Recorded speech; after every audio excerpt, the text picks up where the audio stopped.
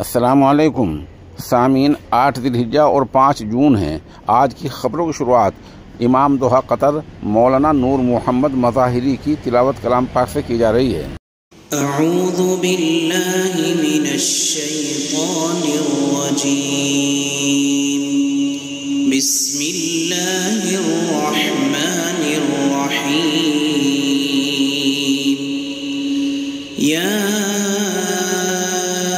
अय्युहन्नासु ضُرِبَ मथल फस्तमिዑ लहु। इन्नल्लज़ीन तदऊन मिन दूनिल्लाहि लन यख्लुक़ू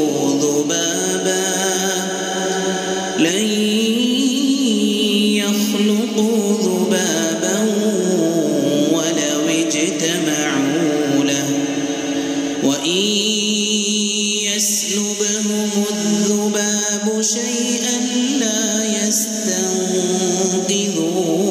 منه ضعف الطالب والمطلوب ما قدر الله حق قدره إن الله لقوي عزيز. الله يصطفي من الملائكة رسلا ومن الناس إن الله سميع بصير. يعلم ما بين أيديهم وما خلفهم وإلى الله ترجع الأمور. يا أيها الذين آمنوا اركعوا واسجدوا واعبدوا ربكم وافعلوا الخير لعلكم تفلحون.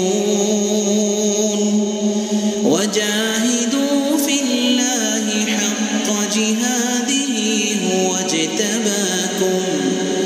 هو اجتباكم وما جعل عليكم في الدين من حرج ملة أبيكم إبراهيم